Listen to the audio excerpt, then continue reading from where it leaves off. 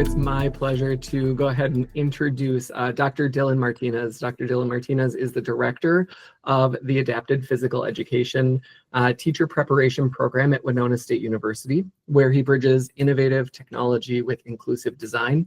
As a thought leader in the educational AI applications area, Dr. Martinez has presented nationally and has published work on using artificial intelligence to enhance differentiation, support pedagogical decision-making, improve coaching practices, and revolutionize educational delivery. His work focuses on making AI accessible and practical for educators at all levels. I'm very excited to be a peer with Dillon. We both have a doc from the same university down in Winona. And Dillon, I'm going to go ahead and pin you to the screen. Make sure you've got sharing abilities, and then we'll be able to get you started. Okay. Hello, everybody. Like Dave said, my name is Dillon Martinez. I'm a professor in Winona State in the teacher education preparation program, specifically in adaptive physical education. So one of my passions is differentiated instruction. Something that I tell my students all the time is special education and teaching to the individual is just good education that should be blanketed across every domain of education, not just as it pertains to special education or adapted physical education. But in order to do that really well, it's a very heavy lift. And sometimes differentiation has been referred to as the differentiation dragon, because it is something that we as educators have had a very hard time slaying.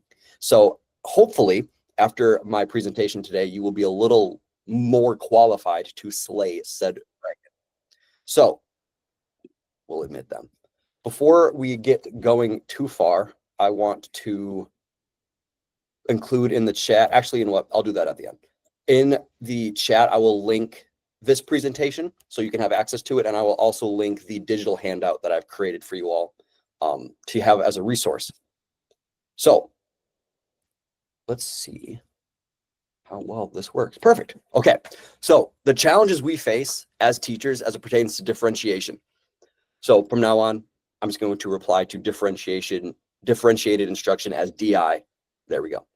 One, we need to understand as holistically as possible the readiness of our learners. So that includes the prior learning, cognitive aptitudes, the skill level as it pertains to the content we're talking about, the interests, what motivates them to learn on an individual basis, which is hard to do if for the special ed world, if you have a caseload of 80 students, or if you're a general education teacher and you have 10 classes of 30 students, very difficult. Learning profiles, research around learning styles has been kind of debunked, but what hasn't been debunked is that multiple means of instruction is beneficial for all students. So we need to know how they like to learn, the communication, and the cultural factors that can play into that as well. And then we need to understand the reality that if what I'm saying is every individual student deserves individualized, differentiated instruction, that technically means we're supposed to provide 30 plus different lessons in a session, which is pretty much impossible. So the solution is to leverage AI to make differentiated instruction scalable and successful. So hopefully at the end of this presentation, my goal is for you to be able to have the tools needed to do just that. Okay, so these are my views for the three principles that we as educators need to adhere to. One, we need to be ahead. So something that I have discovered in my role in higher ed is if students think that I know more about AI than they do, they're going to be less apt to try to use it in a negative way. So very easy example of this is I will tell them, I'll give an assignment and I will tell them ways that they could cheat on that assignment using AI to help them know that I know exactly what to look for. And a lot of times when I say these things, they're like, oh, I never would have even thought of that. And I was like, okay, but now let's take that idea of how you could have used it for bad and how can we use it now to increase critical thinking? So I never want to make my students think that I am anti-artificial intelligence. I just want them to use it appropriately and to benefit them from an educational perspective. Secondly, we need to be open. AI can improve our teaching effectiveness. AI can enhance student learning and experiences. and embrace tools that support educational goals. So we just got to be open to it.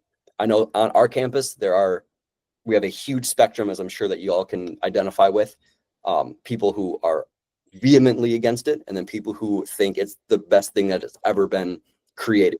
And I want to be somewhere in the middle. And then I want to be innovative. We know that it is a new technology and that it's an awesome technology, but we want to be able to use it as effectively and under the guise of best practice as we can as it pertains to education.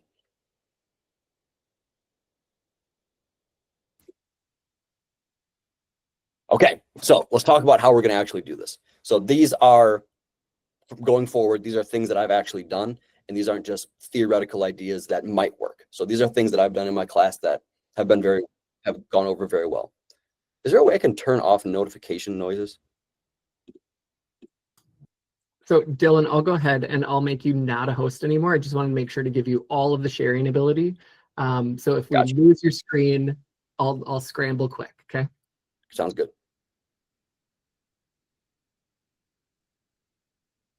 Okay. Perfect. Okay, so it looks like we're doing good. So the AI advantage number one. So somebody in the chat said that they would like to be able to use AI to analyze data, analyze large data sets. So I'm going to talk about how we're going to use AI, the specific data that we're going to collect, and then how to use AI to analyze the data to help with differentiated instruction.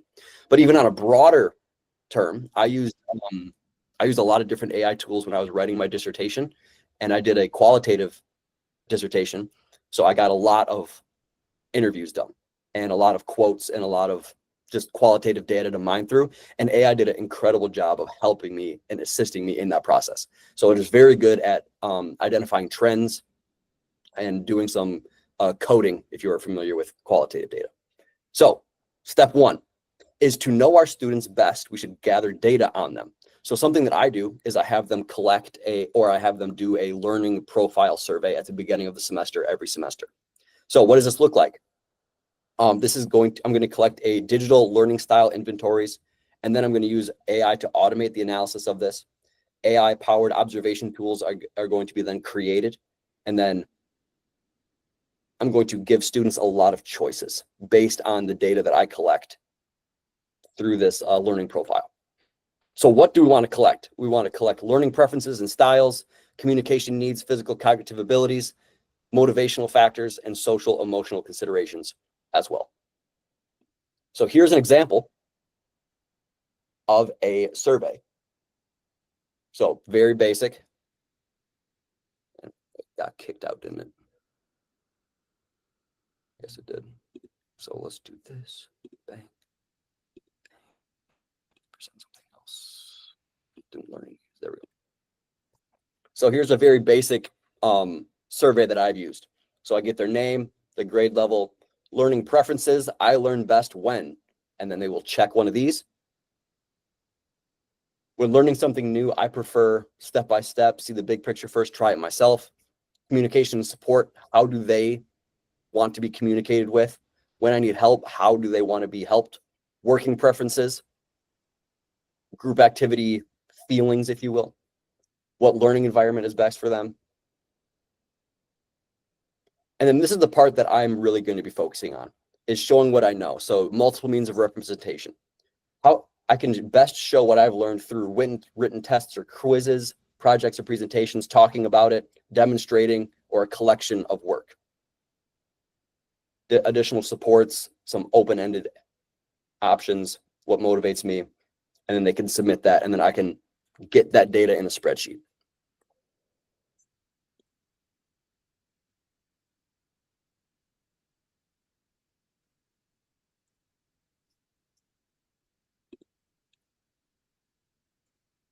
Cool.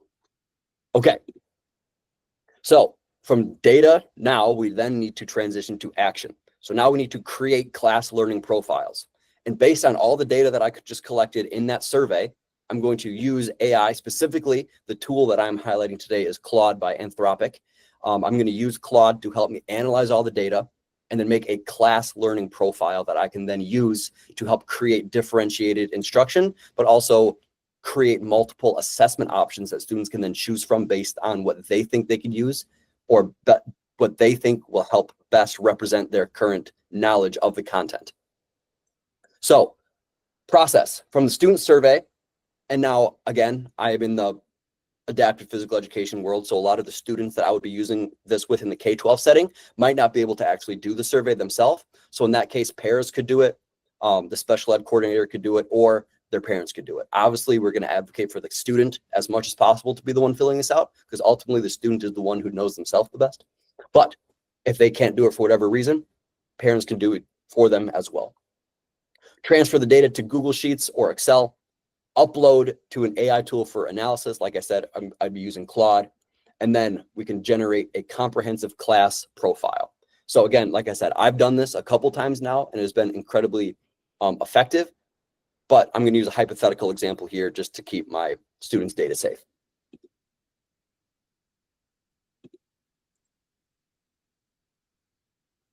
If it will actually let me.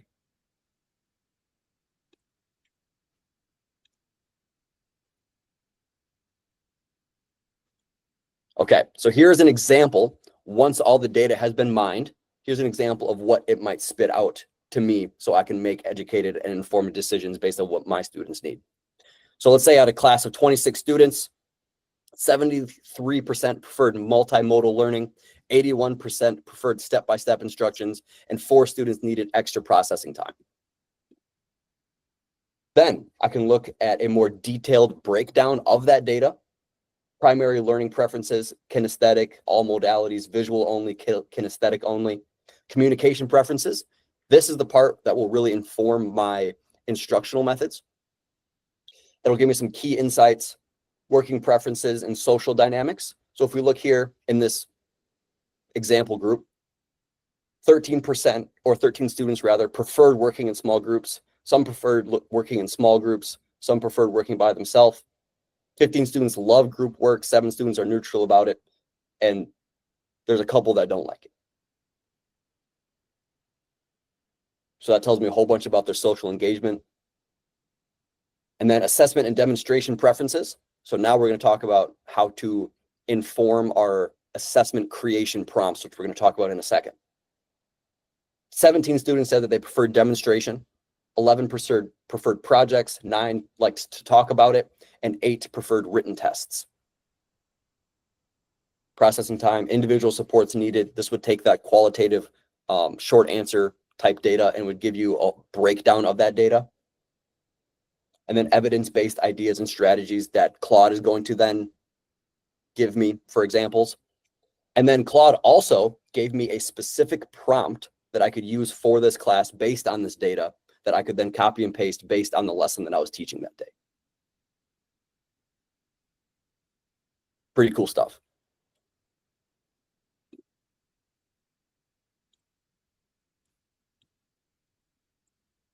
Not what I wanted. There we go. Okay. You've collected all this data. You get all this information. Then what? The nice thing about this is you only have to do it one time at the beginning of the semester for each class. But what I have found is a lot of times the assessment differentiations that you create are going to be applicable for every class, because every assessment that I'm doing currently has 3 options that students can choose from as a means of representation for the content. Meaning, probably after 4 iterations of this, enough representation of student diversity has been collected that the assessment types that I have created will be applicable for any learner type, if that makes sense. So if you have a lot of classes, this could be daunting, thinking you got to do this for each and every class. For sure, I get that. But if you do it really good one time for a whole bunch of classes, the content that you're going to be able to produce is going to be applicable for almost every learning style.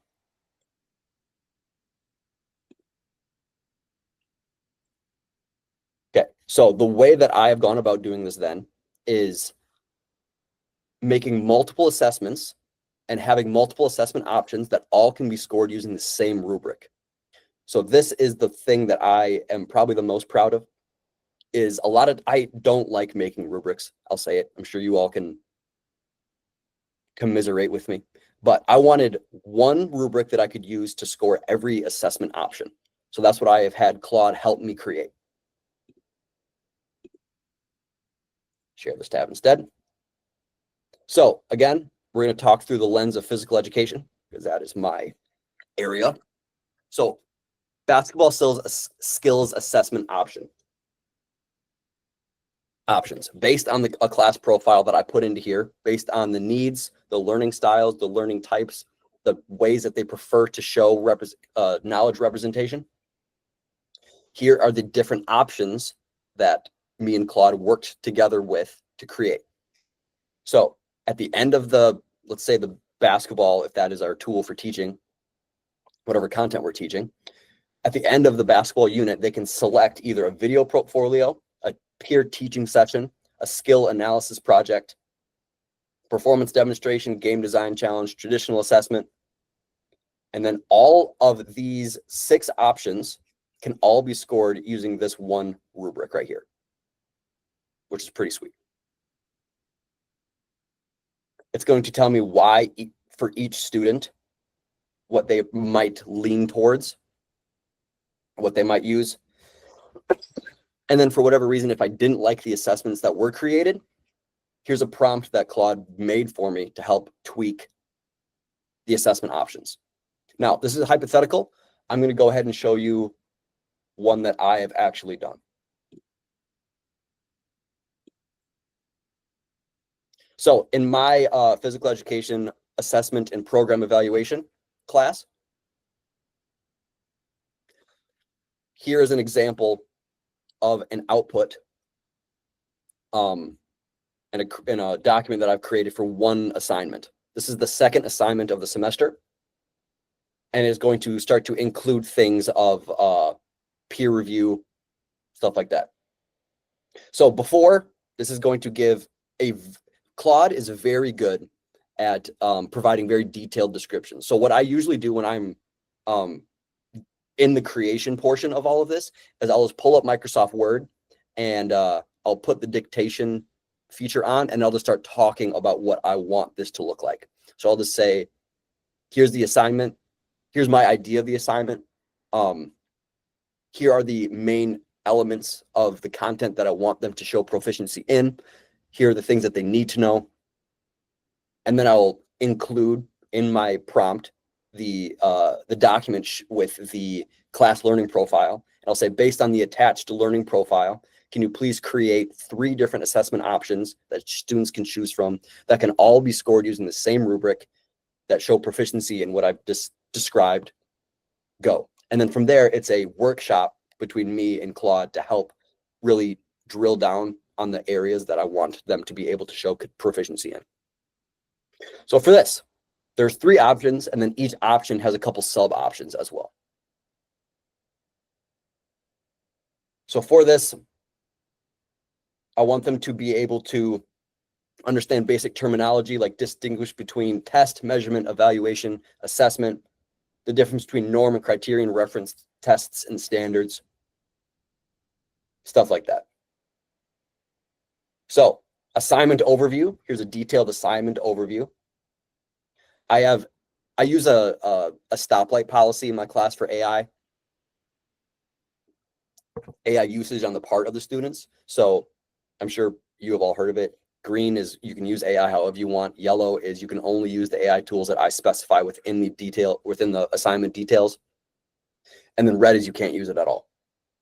So here's the policy for this specific assessment, the peer review process that they're going to be using, and then we're going to get into the assessment options. So assessment option 1, concept analysis, application and analysis. So they can do a case study. Option 2, program development critique. And then notice each one of these options has very in-depth examples as well.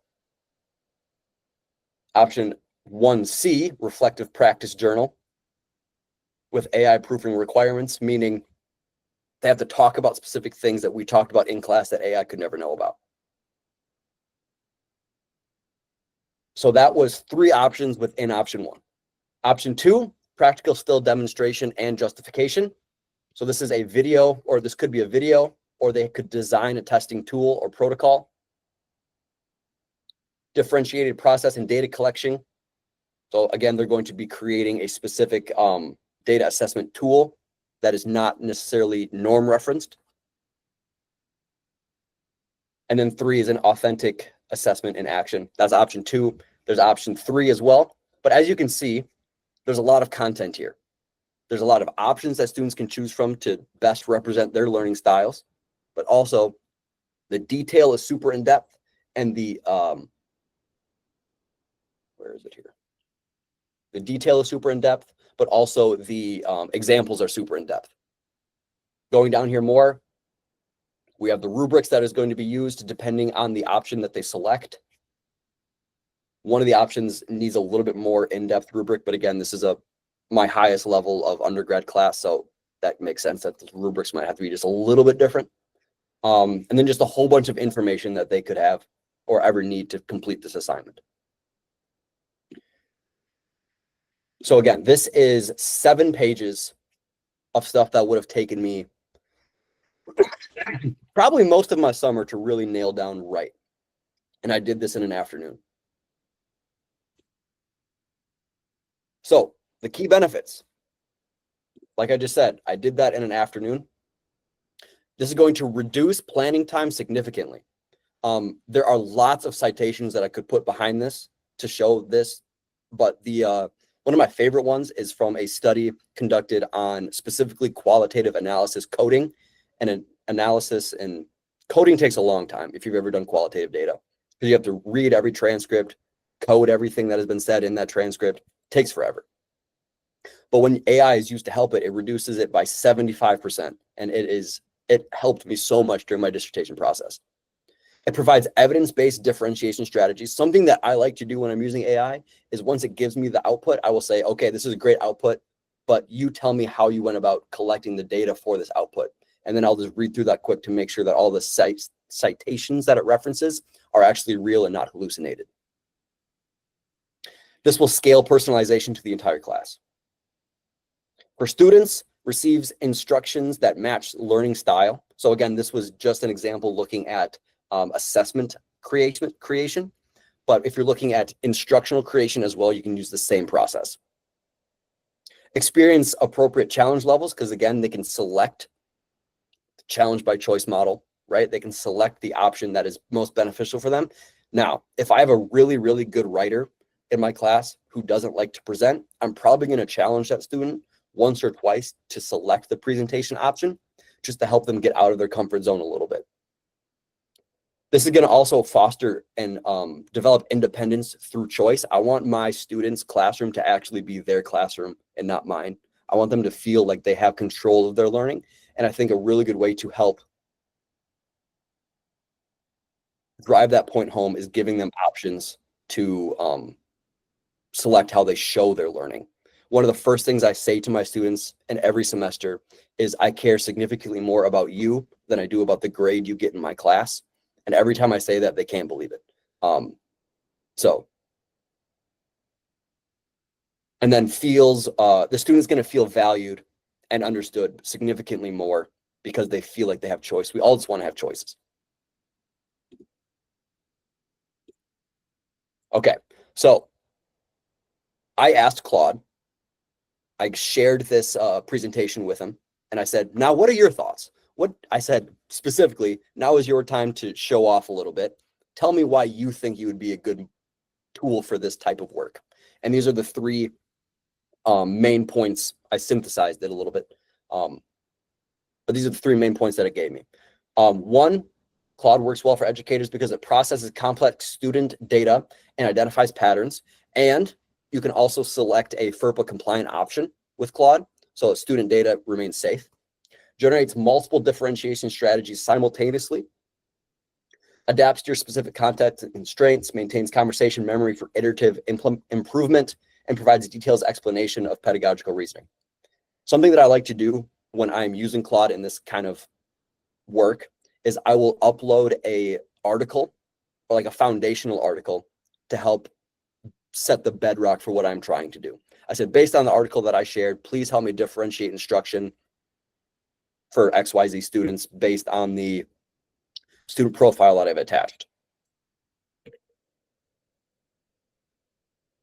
Number 2, it says it can create student-specific support plans.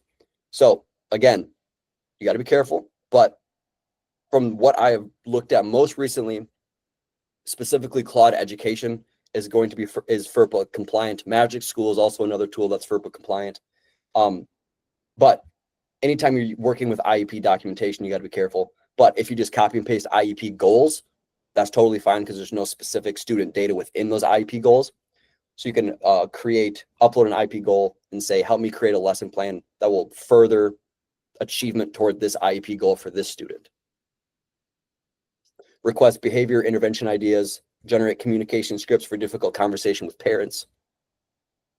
And then intelligent document processing, modify existing materials, create visual supports and graphic organizers, and develop scaffolded activity progressions.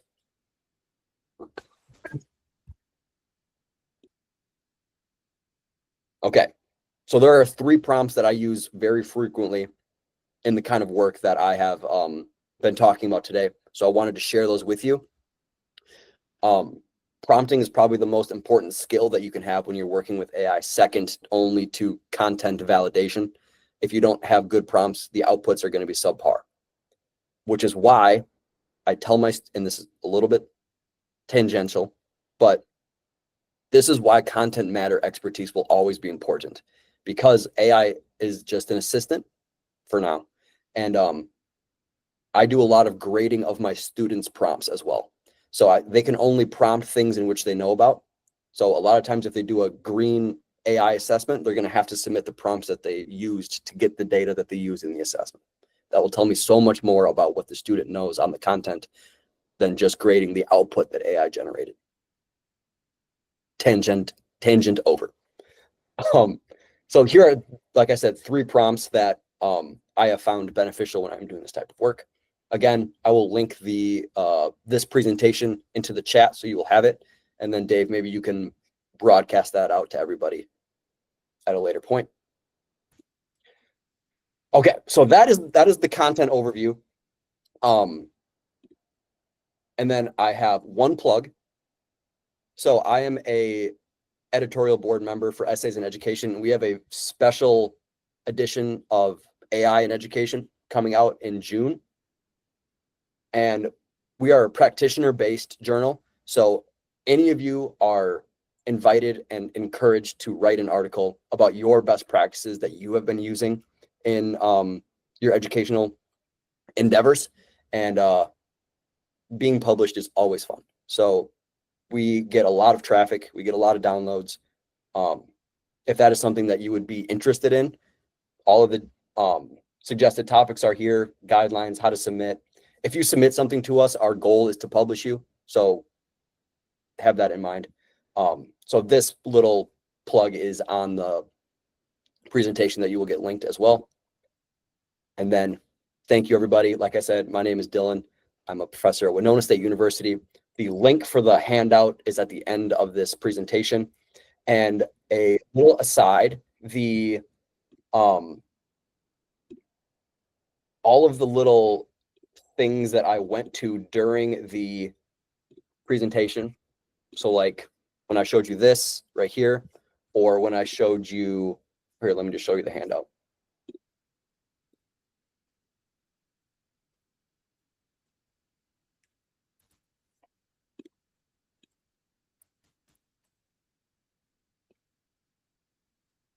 Oh, it's not gonna let me. It's being weird. But all of these little web pages Claude created for me as well. So instead of saying create a PDF, I just say create a web page based on this data. Spits out a really nice web page for you because I can't code. So, but Claude can. Okay. Yeah, Dylan, this was such a great session. From many of us who can't code to those of us who learned how to code just because we wanted MySpace to look cool.